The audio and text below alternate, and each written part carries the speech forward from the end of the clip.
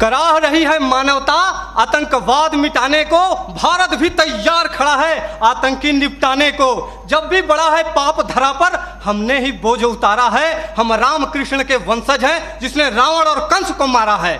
आदरणीय सभापति महोदय, निर्णायक मंडल एवं बहादुर साथियों, मैं राइफलमैन मृत्युंजय श्रीवास्तव असम राइफल्स का प्रतिनिधित्व विषय के विपक्ष में करने जा रहा हूं। मानव अधिकार महोदय, इस शब्द को सुनकर मेरे मन के दो बिंदुओं के मध्य एक दृढ़ विरोधाभास उत्पन्न होता है, क्योंकि या तो इस शब्द की महत्ता और प्रासंगिकता का कोई अर्थ नहीं, और यदि अर्थ है तो हम सुरक्षा बल मानव नहीं, अर्थात जिस मानव अधिकारों की वेदी पर आश्रित होकर पत्थरबाज, नक्सलवाद, उग्रवाद और आतंकवाद के मरण व हरण पर यह मानव अधिकार के ठेकेदार भेड़िया विलाप करते हैं, वे अयोध्या, अक्षरधाम, संसद भवन, ताज, कठुआ, गया और पुलवामा जैसे विध्वंसकारी कांडों पर मौन क्यों हो जाते हैं?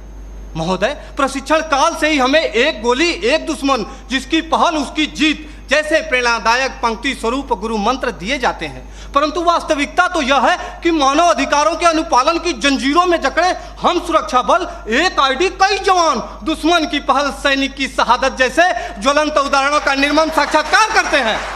महोदय, जहां कानून व्यवस्था चरमरा जाती है, आतंकी हुकूमत चलती है, मानवता का अस्तित्व खतरे में पड़ जाता है, वहां पुनः शांति स्थापित करने के लिए सशस्त्र सुरक्षा बलों की तैनाती की जाती है। ऐसे कठिन परिस्थिति में मानव अधिकारों का अनुपालन करते हुए आतंकवाद एवं उग्रवाद के विरुद्ध लड़ना, वो भी प्रभावी तरीके से, कतई संभव नहीं है। एक सैनिक होने के नाते मैं यही कहूंगा कि शस्त्र मिले हैं, कर्म करो, सर्वनाश करो गद्दारों का।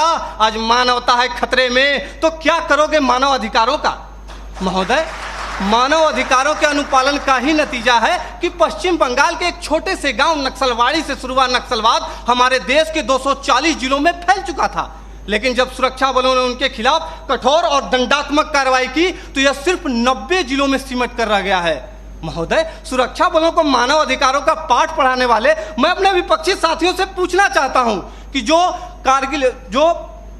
कश्मीर में जो कारगिल युद्ध के बाद पाकिस्तान के लवारिस सैनिकों के शवों को उनके धर्म के अनुसार दफनाया, वो है हमारे सुरक्षा बल, जिन्होंने इसी वर्ष 11 जुलाई को पाक अधिकृत कश्मीर से बहकर आए मासूम बच्चे के शव को प्रोटोकॉल तोड़कर पाकिस्तानी सेना को लौटाया, वो है हमारे सुरक्षा बल, जो कश्मीर के स्कूली बच्चों को दुश्मन की गोलियों से बचाने के लिए बुलेट प्रूफ जैकेट बन जाते हैं और अपने परिवार, अपने समाज, अपने देश के प्रति समर्पण का भार लिए हुए भी जो इस देश में शांति और अमन कायम करते हैं, वो है भारतीय सुरक्षा बल। मेरे साथियों, हम सैनिक भी इंसान हैं, हम भी मानव अधिकारों का सम्मान करते हैं, लेकिन राष्ट्र की सुरक्षा के साथ समझौता नहीं कर सकते। महोदय, केंद्रीय गृह मंत्रालय द्वारा संसद में पेश आंकड़ों के मुताबिक वर्ष 2014 में जहां 222 आतंकी हमले हुए, वहीं 2018 में इनकी तादाद बढ़कर 614 हो गई। 2014 में 47 सुरक्षा बलों के जवानों की शहादत हुई तो 2017 में 80 और 2018 में 91 जवान शहीद हुए। हमारे देश में 1993 से लेकर अब तक लगभग 8,390 आतंकवादी और उग्रवादी हमले हो चुके हैं।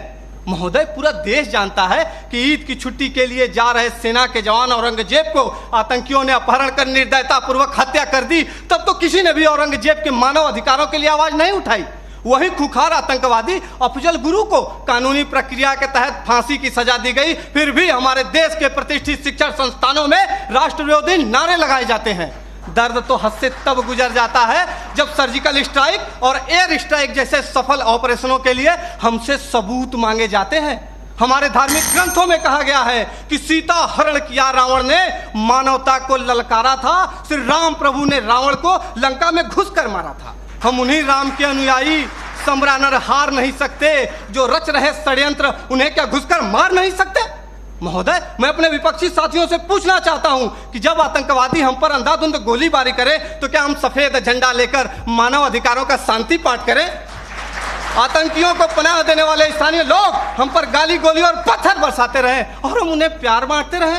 नहीं महोदय, नहीं। प्यार और सम्मान तो वहां बांटना चाहिए जहां से वापसी की उम्मीद हो। महोदय, मैं यह नहीं कहता कि मानव अधिकारों का अनुपालन नहीं करना चाहिए, लेकिन वे लोग जो मानव अधिकारों का दुरुपयोग करके सुरक्षा बलों को प्रभावहीन करने की कोशिश करते हैं, उन्हें कठोर से कठोर दंड देकर उनके साथियों को यह संदेश देना होगा, ताकि भविष्य में कोई भी इंसान आतंकवादी, उग्रवादी और नक्सलवादी बनने की हिम्मत ना करे। धन्यवाद। जय हिंद।